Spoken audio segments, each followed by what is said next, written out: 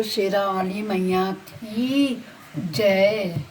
दोस्तों, माघ का महीना, शुक्ल पक्ष, 2026 जनवरी।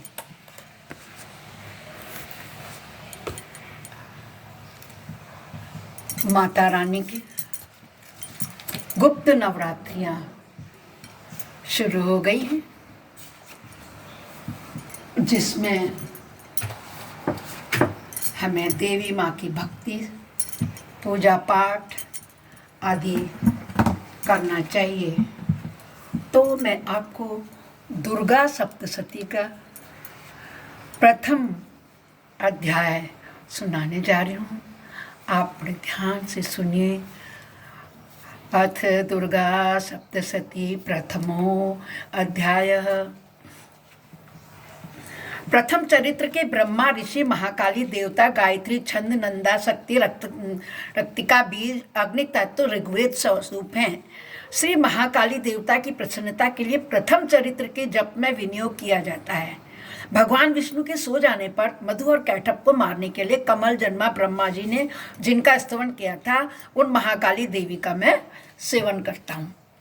वे अपने 10 हाथों में खड्ग, चक्र, गदा, बाण, धनुष, परिध, शूल, भुसुंडी, मस्तक और खड्ग धारण करती हैं। उनके 3 नेत्र हैं। दोस्तों, वे समस्त अंगों से दिव्य आभूषणों से विभूषित हैं। उनके शरीर की कांति नीलमणि के समान है। वे 10 मुख और 10 पैरों से युक्त हैं। तो मार्कंडेय जी कहते हैं, सूर्य के पुत्र सारमणि जो 8वें मनु कहे जाते हैं ना, उनकी उत्पत्ति को कथा विस्तार पूर्वक कहता हूँ, तुम सुनो। सूर्य कुमार महाभाग सारमणि भगवती महामाया के अनुग्रह से जिस प्रकार मनवंतर के स्वामी हुए, वही प्रसंग सुनाता हूँ। पूर्व काल की बात है। स्वरोचित मनवंतर में सुरत नामक एक राजा थे, जो चैत्र वंश में उत्पन्न हुए थे। उनका समस्त भूमंडल पर अधिकार था। वे प्रजा को अपनी औरस पुत्रों की भांति धर्मपूर्वक पालन करते थे। तब भी उस समय कोला विध्वंसी नाम के क्षत्रिय उनके शत्रु हो गए। राजा सूरत की दंड नीति बड़ी प्रबल थी। उनका शत्रुओं के साथ संग्राम हुआ। यद्यपि कोला विध्वंसी संख्या में कम थे, तो भी राजा सूरत युद्ध में उनसे परास्त हो गए। तब वे युद्ध भूमि से अपने नगर को लौट आए और केवल अपने देश के राजा होकर रहने लगे। समूची पृथ्वी से अब उनका अधिकार जाता रहा, किंतु वहां भी उन प्रबल शत्रुओं ने उस समय महाभाग राजा सूरत पर आक्रमण कर दिया। राजा का बल क्षीण होता चला गया, इसलिए उनके दुष्ट, बलवान और दुरात्मा मंत्रियों ने उनको वहां उनकी राजधानी में भी राजकीय सेना और खजाने को वहां से हत्या लिया। सूरत का प्रभुत्व नष्ट हो चुका था, इसलिए वे शिकार खेलने के लिए बहाने से घोड़े पर सवार हो वहां से अकेले ही एक घने जंगल में चले गए। वहां उन्होंने विप्रवर मेघा मुनि का आश्रम देखा। वहां कितने ही हिंसक जीव परम शांति से भाव से रहते थे। मुनि के बहुत से शिष्य उस वन की शोभा बढ़ा रहे थे। वहां जाने पर मुनि ने उनका सत्कार किया और मुनि श्रेष्ठ के आश्रम पर इधर उधर विचरते हुए कुछ काल तक रहे। फिर ममता से आकृष्ट चित्त होकर वहां इस प्रकार चिंता करने लगे, पूर्व काल में मेरे पूर्वजों ने जिसका पालन किया था, वही नगर आज मुझसे क्या है, रहित हो गया। पता नहीं मेरे दुराचारी भृत्यगण उनकी धर्म रक्षा करते होंगे या नहीं। वो सदा मत की वर्षा करने वाले और शूरवीर था। वह मेरा प्रधान हाथी तथा शत्रुओं के अधीन होकर के न जाने किन भोगों को भोगता होगा। जो लोग मेरी कृपा, धन और भोजन पाने से सदा मेरे आगे पीछे चलते थे, वे निश्चय ही अब दूसरे राजाओं का अनुसरण करते होंगे। उन अपव्ययी लोगों के द्वारा सदा खर्च होते रहने के कारण अत्यंत कष्ट से जमा किया हुआ मेरा यह खजाना खाली तो नहीं हो गया होगा। ये तथा और भी कई बातें सोच सोच कर राजा सूरत चिंता में थे। एक दिन उन्होंने वहां विप्रवर मेघा के आश्रम के निकट एक वैश्य को देखा। उन्होंने उससे पूछा, भाई तुम कौन हो, यहाँ क्या कर रहे हो? उनको वैश्य दिखाई दिया ना, तुम्हारा यहाँ आने का क्या कारण है? तुम क्यों शोकग्रस्त हो, अनमने से क्यों दिखाई देते हो? राजा सूरत का यह प्रेम पूर्वक कहा हुआ वचन सुनकर वैश्य ने विनीत भाव से उन्हें प्रणाम करके कहा। क्या बोला वैश्य? राजन, मैं धनिया के कुल में उत्पन्न हुआ हूँ। बहुत धनी हैं वो लोग, धनियों के कुल में उत्पन्न हुआ हूँ। वैश्य मेरा नाम है, समाधि है मेरा नाम। मेरे दुष्ट स्त्री पुरुषों ने धन के लोभ से मुझे घर से बाहर निकाल दिया। मैं इस समय धन, स्त्री और पुत्रों से वंचित हूँ। मेरे विश्वसनीय बंधुओं ने मेरा ही धन लेकर मुझे दूर कर दिया है, इसलिए दुखी होकर मैं वन में चला आया हूँ। यहाँ रहकर मैं इस बात को नहीं जानता कि मेरे पुत्रों की, स्त्री की, स्वजनों की कुशल है भी या नहीं है। इस समय घर में वे कुशल से रहते हैं या कोई कष्ट में हैं, वे मेरे पुत्र कैसे होंगे, सदाचारी होंगे अथवा दुराचारी होंगे? फिर राजा ने पूछा, जिन लोभी स्त्री पुरुष आदियों ने धन के कारण तुम्हें घर से निकाल दिया, उनके प्रति तुम्हारे चित्त में इतना स्नेह का बंधन क्यों है? अब वैश्य बोला, आप मेरे विषय में जैसी बात कहते हैं वह सब ठीक है, किंतु क्या करूं, मेरा मन निश्चितता से भरता ही नहीं है। जिन्होंने धन के लोभ में पड़कर पिता के प्रति स्नेह, पति के प्रति प्रेम तथा आत्मीय जनों के प्रति अनुराग को तिलांजलि दे मुझे घर से निकाल दिया, उन्हीं के प्रति मेरे मन में इतना प्रेम है। हे महामते, गुणहीन बंधुओं के प्रति भी जो मेरा इस चित्त इस प्रकार प्रेम मग्न हो रहा है, यह क्या है? इस बात को मैं जानकर भी नहीं जान पाता हूँ। उनके लिए मैं लंबी लंबी सांसें ले रहा हूँ और मेरा हृदय अत्यंत दुखित हो रहा है। उन लोगों ने प्रेम का सर्वथा अभाव है, तो भी उनके प्रति जो मेरा निष्ठुर मन है वो रुक नहीं पाता है, इसलिए मैं क्या करूँ?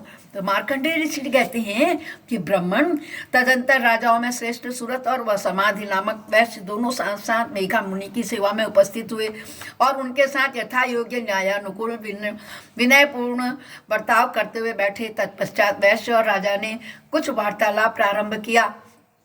राजा ने कहा, भगवान, मैं आपसे एक बात पूछना चाहता हूँ, उसे बताइए।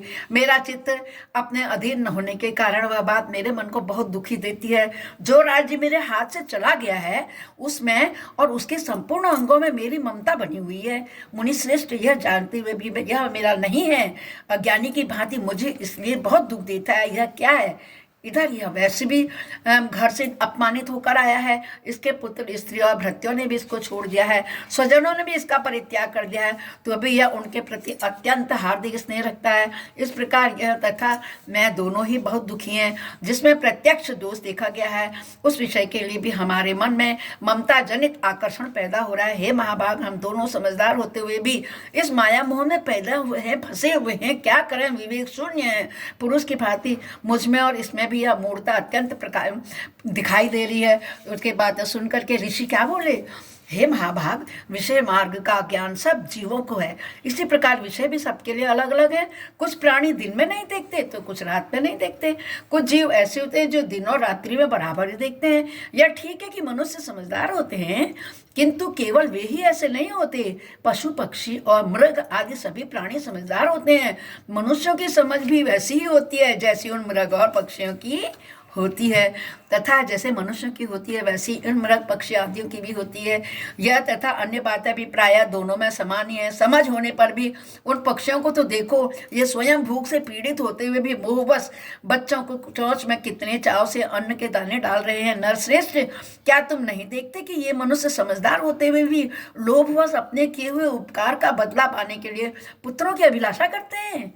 यद्यपि उन सब में समझ की कमी नहीं है, तथापि वे संसार की स्थिति, जन्म मरण की परंपरा बनाए रखने वाली भगवती महामाया के प्रभाव द्वारा ममतामय भंवर से युक्त मोह के गहरे गर्त में गिराए गए हैं। इसलिए इसमें कोई भी आश्चर्य नहीं करना चाहिए। जगदीश्वर भगवान विष्णु योग निद्रा रूपा जो भगवती महामाया है, उन्होंने यह जगत मोहित हो रहा है। वे भगवती महामाया देवी ज्ञानियों के भी चित्त को बलपूर्वक खींचकर मोह में डाल देती है। वे ही इस संपूर्ण जगत की सृष्टि करती है तथा वे ही प्रसन्न होने पर मनुष्य को मुक्ति प्रदान करती है। वे ही परा संसार बंधन और मोक्ष की हेतुभूता सनातनी देवी तथा संपूर्ण ईश्वरों की भी अधीश्वरी है।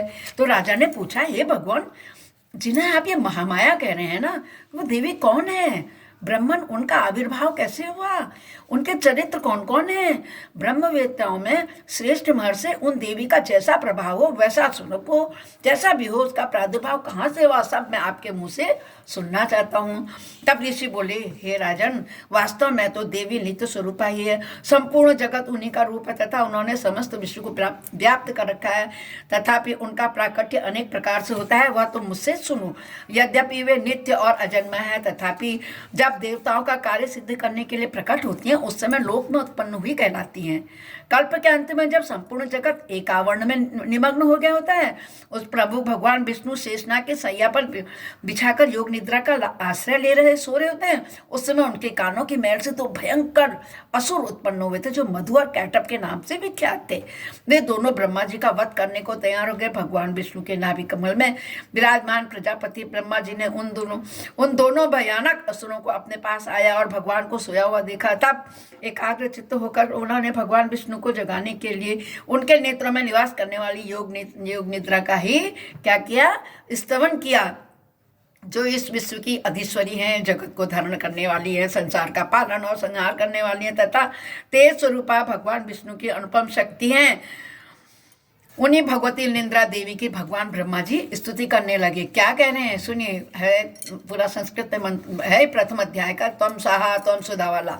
हे देवी तुम्ही स्वाहा हो, तुम्ही सुधा हो और तुम्ही वशटकार हो, स्वर भी तुम्हारे स्वरूप है, तुम्ही जीवनदायिनी हो, तुम्ही नित्य अक्षर पाव में उकार अकार उपकार और मकार हो, इन तीनों मात्राओं के रूप में तुम्ही स्थित हो तथा इन तीनों मात्राओं के अतिरिक्त जो बिंदु रूप नित्य अर्धमात्रा है जिसका विशेष रूप से उच्चारण नहीं हो सकता है, वह भी तुम्ही हो देवी। तुम्ही संध्या हो, तुम्ही सावित्री हो, परम जननी हो देवी। तुम्ही इस विश्व ब्रह्मांड को धारण करती हो, तुमसे ही इस जगत की सृष्टि होती है, तुमसे ही इसका पालन होता है और सदा तुम्ही कल्प के अंत में सबको अपना ग्रास बना लेती हो। जगत जननी देवी, इस जगत की उत्पत्ति के समय तुम सृष्टि रूपा हो, पालन काल में स्थिति रूप हो तथा कल्पांत के समय संहार रूप धारण करने वाली हो। तुम्हें महाविद्या हो, महामाया हो, महामेघा हो, महास्मृति हो, महामोया हो, महादेवी हो, महासूरी हो, तीनों गुणों को उत्पन्न करने वाली सबकी प्रकृति हो। भयंकर काल रात्रि, महारात्रि, मोहरात्रि भी तुम्ही हो। तुम्ही श्री, तुम्ही ईश्वरी, तुम्ही ह्रीं, तुम्ही बोध स्वरूपा हो। लज्जा, पुष्टि, तुष्टि, शांति, क्षमा भी तुम्ही हो। तुम खड्ग धारणे, शूल धारणे, घोर रूपा तथा गदा, चक्र और धनुष धारण करने वाली हो। बाण, भूषुंडी और परिध ये भी तुम्हारे अस्त्र हैं। तुम सौम्य और सौम्यतर हो। इतना ही नहीं देवी, जितने भी सौम्य और सुंदर पदार्थ हैं उन सबकी अपेक्षा तुम अत्यधिक सुंदरी हो। पर और अपर सबसे परे रहने वाली परमेश्वरी तुम्ही हो। सर्वस्वरूपे देवी, कभी भी सत असत रूप जो कुछ वस्तुएं हैं और उन सब की जो शक्ति है वह भी तुम्ही हो। ऐसी अवस्था में तुम्हारी स्तुति क्या हो सकती है, यानी कि हम कुछ कर ही नहीं सकते। देवता कह रहे हैं सुनिए, जो इस जगत की सृष्टि पालन और संहार करते हैं उन भगवान को भी जब तुमने निद्रा के अधीन कर दिया है भगवान विष्णु को, तब तुम्हारी स्तुति करने में हम कहाँ समर्थ हो सकते हैं। मुझको भगवान शंकर की तथा भगवान विष्णु को भी तुमने शरीर धारण कराया है, अतः तुम्हारी स्तुति करने की शक्ति किसमें है। हे देवी, तुमने तो अपने इन उदार प्रभावों से ही प्रशंसित हो। ये दोनों दुर्धुष जो हैं, असुर, मधुर और कैटभ, इनको मुंह में डाल दो और जगदीश्वर भगवान विष्णु को शीघ्र ही जगा दो। साथ ही इनके भीतर इन दोनों महान असुरों को मार डालने की बुद्धि उत्पन्न कर दो। ऋषि कहते हैं, राजन, जब ब्रह्मा जी ने वहां मधु और कैटभ को मारने के उद्देश्य से भगवान विष्णु को जगाने के लिए तमोगुण की अधिष्ठात्री देवी योग निद्रा की इस प्रकार स्तुति की, तब वे भगवान के नेत्र, मुख, नासिका, बाहु, हृदय और वक्षस्थल से निकलकर अव्यक्त जन्मा ब्रह्मा जी की दृष्टि करके सामने खड़ी हो गई। ऐसे उनका आविर्भाव हुआ है। योग निद्रा से मुक्त होने पर जगत के स्वामी भगवान जनार्दन एवं अकावर्ण जल में शेषनाग के सैया से जाग उठे। उन्होंने उन दोनों असुरों को देखा। वे दुरात्मा मधु और कैटभ अत्यंत बलवान तथा पराक्रमी थे। क्रोध से लाल आंखें किए ब्रह्मा जी को खा जाने के लिए उद्योग कर रहे थे। तब भगवान श्री हरि ने उठकर उन दोनों के साथ 5000 वर्षों तक किया। मधु कैटभ जब देख रहे थे ना कि हम ये खा दे ब्रह्मा को, तब विष्णु जी उनसे युद्ध करने लगे और 5000 वर्षों तक युद्ध किया। भक्तों, वे दोनों भी अत्यंत बल के कारण उन्मत्त हो रहे थे। इधर महामाया ने भी उन्हें मुंह में डाल रखा था। इसलिए वे भगवान विष्णु से कहने लगे, हम तुम्हारी वीरता से संतुष्ट हैं, हम लोगों से कोई वर मांगो। भगवान बोले, यदि तुम मुझ पर प्रसन्न हो तो अब मेरे हाथ से मारे जाओ। बस इतना सा ही मैंने वर मांगा है, यहाँ और दूसरे किसी वर की आवश्यकता ही नहीं है। तो ऋषि कहते हैं, इस प्रकार धोखे में आ जाने पर जब उन्होंने संपूर्ण जगत में जल ही जल देखा, तब कमल नयन भगवान से कहा कि जहाँ पृथ्वी में जल में डूबी हुई न हो, जहाँ सूखा स्थान हो, वहाँ हमारा वध करो। ऋषि कहते हैं, देखो भगवान विष्णु सब कुछ कर सकते हैं। तथास्तु कहकर भगवान से शंख, चक्र और गदा धारण करने वाले भगवान ने उन दोनों के मस्तक पर अपनी जांग रखकर चक्र से काट डाले। अपनी जंघा में उनके पैर सिर रखे और उनको काट डाला। इस प्रकार वे देवी महात्मा ब्रह्मा जी की स्तुति करने पर स्वयं प्रकट हुई थी। अतः पुनः तुमसे उनके प्रभाव का वर्णन करता हूँ, सुनो। इस प्रकार श्री मार्कंडेय पुराण में सार्वरिक मनवंतर की कथा के अंतर्गत श्री देवी महात्मा के मधु कैटभ नामक पहला अध्याय पूरा हुआ। बोलो दुर्गा माता की जय, शक्ति माता की जय, सरस्वती माता की जय होवे। जय जय दुर्गा माता की जय, जय शिलावाली माता की तेरी सदा ही जय होवे। अत श्री देवी द्वितीय अध्याय, देवताओं के तेज से देवी का प्रादुर्भाव और महिषासुर की सेना का वध हम इसमें सुनेंगे। दूसरे अध्याय को मैं सुना रही हूँ, आप लोग बड़े प्यार से सुनिए। ओम मध्यम चरित्र के विष्णु, ऋषि महालक्ष्मी, देवता उष्ण, छंद शाकंभरी, शक्ति दुर्गा, बीज वायु तत्व और यजुर्वेद स्वरूप है। श्री महालक्ष्मी जी की प्रसन्नता के लिए मध्यम चरित्र के पाठ में इसका विनियोग है। मैं कमल के आसन पर बैठी हुई प्रसन्न मुख वाली महिषासुरमर्दिनी भगवती महालक्ष्मी का भजन करता हूँ, जो अपने हाथों में अक्षमाला, फरसा, गदा, बाण, वज्र, पद्म, धनुष, कुंडिका, दंड, शक्ति, खड्ग, ढाल, शंख, घंटा, मधुपात्र, शूल, पाश और चक्र धारण करती हैं। ऋषि कहते हैं कि पूर्व काल में देवताओं और असुरों में जो 100 वर्षों तक घोर युद्ध हुआ ना, उसमें असुरों का स्वामी महिषासुर था और देवताओं के नायक इंद्र थे। उस युद्ध में देवताओं की सेना महाबली असुरों से परास्त हो गई। संपूर्ण देवताओं को जीतकर महिषासुर क्या बना, इंद्र बन बैठा। तब पराजित देवता प्रजापति ब्रह्मा जी को आगे करके उस स्थान पर गए जहाँ भगवान शंकर विष्णु भगवान विराजमान थे। देवताओं ने महिषासुर के पराक्रम तथा अपनी पराजय का यथावत उनको क्या करा, वृत्तांत सुना दिया। तो बोले भगवान, महिषासुर सूर्य, इंद्र, अग्नि, वायु, चंद्रमा, यम, वरुण और अन्य देवताओं के भी अधिकार छीन करके स्वयं ही सबका अधिष्ठाता बना हुआ है। उस दुरात्मा महिषा ने समस्त देवताओं को स्वर्ग से निकाल दिया है। अब ये मनुष्य की भांति पृथ्वी पर विचरण कर रहे हैं। दैत्यों की ये सारी करतूत हमने आप लोगों से कह सुनाई है। अब हम आपकी शरण में आए हैं, उसके वध का कोई उपाय सोचिए। इस प्रकार देवताओं के वचन सुनकर भगवान विष्णु और शिव ने दैत्य पर बड़ा क्रोध किया। उनकी भौहें तन गई और मुंह टेढ़ा हो गया।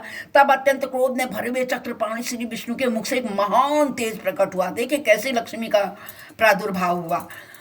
तब अत्यंत क्रोध ने भरे हुए चक्रपाणी श्री विष्णु के मुख से एक महान तेज प्रकट हुआ। इसी प्रकार ब्रह्मा, शंकर और इंद्र आदि अन्य देवताओं के शरीर से भी बड़ा भारी तेज निकला। वह सब एक हो गया। महान तेज का पुंज जाज्वल्यमान पर्वत से जान पड़ता था। देवताओं ने देखा वहां उसकी ज्वालाएं संपूर्ण दिशाओं में व्याप्त हो रही थी। संपूर्ण देवताओं के शरीर से प्रकट हुए उस तेज की कहीं तुलना नहीं थी। एकत्रित होने पर भी वह नारी के रूप में परिणित हो गया और अपने प्रकाश से तीनों लोकों में व्याप्त जानने पड़ा। भगवान शंकर का जो तेज था उसका तो उससे देवी जी का मुख प्रकट हुआ। यमराज के तेज से उसके सिर के बाल बन गए। श्री विष्णु भगवान के तेज से उसकी भुजाएं उत्पन्न हुई। चंद्रमा के तेज से दोनों स्तनों का और इंद्र के तेज से मध्य भाग कटी प्रदेश का प्रादुर्भाव हुआ। वरुण के तेज से जंघा और पिंडली तथा पृथ्वी के तेज से नितंब भाग का प्रकट हुआ। ब्रह्मा के तेज से दोनों चरण और सूर्य के तेज से उनकी उंगलियां हुई। वसुओं के तेज से हाथों की उंगलियां और कुबेर के तेज से नासिका प्रकट हुई। उस देवी के दांत प्रजापति के तेज से और नेत्र अग्नि के तेज से प्रकट हुए। उनकी भौहें संध्या की ओर और कान वायु के तेज से उत्पन्न हुए। इसी प्रकार अन्य अन्य देवताओं के तेज से भी कल्याणमयी देवी का आविर्भाव हुआ। बोलो दुर्गा माता की जय होवे। तदंतर समस्त देवताओं के तेज पुण्य से प्रकट हुई देवी को देखकर महिषासुर के सताए हुए देवता बहुत प्रसन्न हुए। पिनाकधारी भगवान शंकर ने अपने शूल से एक शूल लेकर उनको दे दिया। फिर भगवान विष्णु ने भी अपने चक्र से चक्र उत्पन्न करके भगवती को अर्पण कर दिया। वरुण ने भी शंख में भेंट किया। अग्नि ने उन्हें शक्ति दी। वायु ने धनुष तथा बाण से भरे हुए 2 तरकस प्रदान किए। सहस्त्र नेत्रों वाले देवराज इंद्र ने अपने वज्र से उत्पन्न करके वज्र दिया। ऐरावत हाथी से उतरकर 1 घंटा भी प्रदान कर दिया। यमराज ने काल दंड से दंड दिया। वरुण ने पास, प्रजापति ने स्फटिकाक्ष की माला, ब्रह्मा जी ने कमंडल भेंट किया। सूर्य ने देवी के समस्त रोमकूपों में अपनी किरणों का तेज भर दिया। काल ने उन्हें चमकती हुई ढाल और तलवार दी। क्षीर समुद्र ने उज्जवल हार तथा कभी जीर्ण न होने वाले 2 दिव्य वस्त्र भेंट किए। साथ ही उन्होंने दिव्य चूड़ामणि, 2 कुंडल, कड़े, उज्जवल अर्धचंद्र, सब बाहुओं के लिए केयूर, दोनों चरणों के लिए निर्मल नूपुर, गले की सुंदर हस्ती और सब अंगुलियों में पहनने के लिए रत्नों की बनी अंगूठियां भी थी। विश्वकर्मा ने उन्हें अत्यंत निर्मल फरसा भेंट किया। साथ ही साथ अनेक प्रकार के अस्त्र और अभेद्य कवच दिए। इसके सिवा मस्तक और वक्षस्थल पर धारण करने के लिए कभी न कुमलाने वाले कमलों की मालाएं दी। जलधि ने उन्हें सुंदर कमल का फूल भेंट किया। हिमालय ने सवारी के लिए सिंह तथा भांति भांति के रत्न समर्पित किए।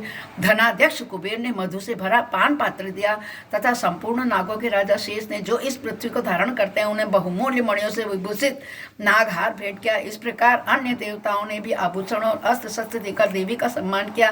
तत्पश्चात उन्होंने बारंबार अट्टहास पूर्वक उच्च स्वर से गर्जना की। उनके भयंकर नाद से संपूर्ण आकाश क्या हुआ, गूंज उठा। देवी का यह अत्यंत उच्च स्वर से किया हुआ सिंहनाद कहीं समा ही न सका। आकाश उसके सामने लघु प्रतीत होने लगा। उससे बड़े जोर की प्रतिध्वनि हुई जिसने संपूर्ण विश्व में हलचल मच गई और संपूर्ण समुद्र कांप उठे, पृथ्वी डोलने लगी और समस्त पर्वत हिले उठे। उस समय देवताओं ने अत्यंत प्रसन्नता के साथ सिंह वाहनी भवानी से कहा, देवी तुम्हारी जय हो। साथ ही महर्षियों ने भक्ति भाव से विनम्र होकर उनका स्तवन किया। संपूर्ण त्रिलोक की शोभग्रस्त देख दैत्यगण अपने समस्त सेना को कवच आदि से सुसज्जित कर हाथों में हथियार लिए सहसा उठकर खड़े हो गए। उस समय महिषासुर ने बड़े क्रोध में आकर कहा, यह क्या हो रहा है। फिर वह संपूर्ण असुरों से घिरकर उस सिंहनाद की ओर लक्ष्य करके दौड़ा और आगे पहुंचकर उसने देवी को देखा जो अपने प्रभा से तीनों लोगों को प्रकाशित कर रही थी। उनके चरणों के भार से पृथ्वी दबी जा रही थी। माथे के मुकुट से आकाश में रेखा से खींच रही थी। वह अपने धनुष की टंकार से सातों पातालों को शुद्ध किए देती थी। देवी अपने हजारों भुजाओं से संपूर्ण दिशाओं का आच्छादित करके खड़ी थी। तदंतर उनके साथ दैत्यों का युद्ध छिड़ गया। नाना प्रकार के अस्त्र शस्त्रों के प्रहार से संपूर्ण दिशाएं उद्भासित होने लगी। चिक्षुर नामक महान असुर महिषासुर का सेना नायक था। वह देवी के साथ युद्ध करने लगा। अन्य दैत्यों की चतुरंगनी सेना लेकर चामर भी लड़ने लगा। 60,000 रथियों के साथ आकर उदग्र नामक महादैत्य ने लोहा लिया। 1 करोड़ रथियों को साथ लेकर महानु नामक दैत्य युद्ध करने लगा। इससे रोए तलवार के समान तीखे थे। वह असिलोमा नामक महादैत्य 5 करोड़ रथी सैनिकों सहित युद्ध में आ डटा। 60 लाख रथियों ने घिरा हुआ वास्कल नामक दैत्य भी उस युद्ध भूमि में आकर के लड़ने लगा। परिवारिक नामक राक्षस हथियार सहित और घुड़सवारों के सहित अनेक दलों और 1 करोड़ रथियों का सेना लेकर युद्ध करने लगा। विडाल नामक दैत्य 5 अरब रथियों से घिरकर लोहा लेने लगा। इनके अतिरिक्त और भी हजारों महादैत्य रथ, हाथी और घोड़ों की सेना साथ लेकर वहां देवी के साथ युद्ध करने लगे। स्वयं महिषासुर इस रणभूमि में कोटि कोटि सहस्त्र रथ, हाथी और घोड़ों की सेना से घिरा हुआ खड़ा था। वे दैत्य देवी के साथ तोमर, भिंदीपाल, शक्ति, मूसल, खंडु, परशु और पट्टिस आदि अस्त्र शस्त्रों का प्रहार करते हुए युद्ध कर रहे थे। उन दैत्यों ने उन पर शक्ति का प्रहार किया। कुछ लोगों ने पास फेंके, यानी इतने सारे राक्षस एक अकेली स्त्री जाति पे, मगर उनको क्या पता वो जगदम्बा सभी देवताओं का एक अंश है। बोलो शेराली मैया की जय हो। फेंके, उनके ऊपर फेंके तथा कुछ देर दैत्यों ने खड्ग प्रहार करके देवी को मार डालने का उद्देश्य किया। देवी ने भी क्रोध में भरकर खेल खेल में ही अपने अस्त्र शस्त्रों से वर्षा करके दैत्यों के समस्त अस्त्र शस्त्र काट डाले। उसके मुख पर परिश्रम तथा थकावट का रंच मात्र भी चिन्ह नहीं था। देवता और ऋषि उनकी स्तुति करते थे। वे भगवती परमेश्वरी दैत्यों के शरीरों पर अस्त्र शस्त्रों की वर्षा करती रही। देवी का वाहन सिंह भी क्रोध में भरकर गर्दन के बालों को हिलाता हुआ असुरों की सेना में इस प्रकार विचरने लगा मानो वनों में दावानल फैल रहा हो। रणभूमि में दैत्यों के साथ युद्ध करती हुई अंबिका देवी ने जितने निश्वास छोड़े वे सभी तत्काल सैकड़ों हजारों गणों के रूप में प्रकट हो गए और परशु, भिंदीपाल, खड्ग तथा पट्टिस आदि अस्त्रों द्वारा असुरों का सामना करने लगे। देवी की शक्ति से वह बड़े हुए वे गण असुरों का नाश करते हुए नगाड़ा और शंख आदि बजाने लगे। उस संग्राम महोत्सव में कितने ही गण मृदंग बजा रहे थे। तदंतर देवी ने त्रिशूल से, गदा से और एक सेकेंड, कहीं 2 पन्ने तो नहीं पलट गए दोस्तों? नहीं, 2 पन्ने नहीं पड़े। शक्ति की वर्षा से और खड्ग आदि से सैकड़ों महादैत्यों का संहार कर डाला। कितनों के घंटे के भयंकर नाद से आवाज से मूर्छित करके मार गिराया। बहुतेरे दैत्यों को पास से बात कर धरती पर घसीटा। कितने ही दैत्य उनकी तीखी तलवार की धार से 2-2 टुकड़े हो गए थे। कितने ही दैत्य गदा की चोट से घायल हो धरती पर सो गए। कितने ही दैत्य मूसल की मार से अत्यंत आहत होकर रक्त वमन करने लगे। कुछ दैत्य शूल से छाती फट जाने के कारण पृथ्वी पर ढेर हो गए। उस रंगारंग में बाण समूह की वृष्टि से कितने ही असुरों की कमर टूट गई, बाज की तरह छटपटाने लगे। देव पीड़क के दैत्यगण अपने प्राणों से हाथ धोने लगे। किन्हीं की बाहें छिन्न भिन्न हो गई, कितनों के गर्दन कट गई, कितने की दैत्यों के मस्तक कट कर गिरने लगे। कुछ लोगों के शरीर मध्य भाग में विदीर्ण हो गए। कितने ही महादैत्य जांघें कट जाने से पृथ्वी पर गिर पड़े। कितनों को ही देवी ने 1 बांह, 1 पैर और 1 नेत्र वाले करके 2 टुकड़ों में चीर डाला। कितने ही दैत्य मस्तक कट जाने पर गिरकर फिर उठ जाते और केवल धड़ के ही रूप में अच्छे हथियार हाथ में ले देवी के साथ युद्ध करने लगते थे, दूसरे कबंध युद्ध के बाजों की लय पर नाचने लगते थे। कितने ही बिना सिर के धड़ हाथों में खड्ग शक्ति और दृष्टि लिए हुए दौड़ते थे, तथा दूसरे दूसरे महादेव तो ठहरो ठहरो यह कहते हुए देवी को युद्ध के लिए ललकारते थे। जहां वह घोर संग्राम हुआ था वहां की धरती देवी के गिराए हुए रथ, हाथी, घोड़े और असुरों की लाशों से ऐसी पट गई थी जहां चलना फिरना ही असंभव हो गया था। दैत्यों की सेना में हाथी, घोड़े और असुरों के शरीर से इतनी अधिक मात्रा में रक्तपात हुआ कि थोड़ी ही देर में वहां खून की बड़ी बड़ी नदियां बहने लगी। जगदम्बा ने असुरों की विशाल सेना को क्षण भर में ही नष्ट कर दिया। ठीक उसी तरह जैसे तृण और काट के भारी ढेर को आग की ही क्षणों में भस्म कर देती है, और वह सिंह भी गर्दन के बालों को हिला हिलाकर जोर जोर से गर्जना करता हुआ दैत्यों के शरीर से मानो उनके प्राण चुन लेता था। वहां देवी के गणों ने भी उन महादैत्यों के साथ ऐसा युद्ध किया जिससे आकाश में खड़े हुए देवतागण उन पर बहुत संतुष्ट हुए और उन पर फूल बरसाने लगे। इस प्रकार श्री मार्कंडेय पुराण में सांगमणि मनवंतर की कथा के अंतर्गत देवी महात्म्य महिषासुर सेना का वध नामक दूसरा अध्याय पूरा हुआ। बोलो दुर्गा माता की जय, शक्ति माता की जय, सरस्वती माता की जय, महाकाली की जय, महासरस्वती की जय। दोस्तों, साल में 2 नवरात्रियां तो ऐसी होती हैं जिसको कि हम करते हैं, पूजन करते हैं। शरद ऋतु वाली जो अक्टूबर में आती हैं, और दूसरी चैत्र के महीने वाली जो कि मार्च अप्रैल में आती हैं। और फिर 2 नवरात्रियाँ जो होती हैं वो गुप्त होती हैं, इसलिए ये गुप्त नवरात्रि शुरू हो रही हैं। तो मैंने आज आपको देवी महात्म्य का पहला और दूसरा अध्याय सुना। बोलो दुर्गा माता की जय।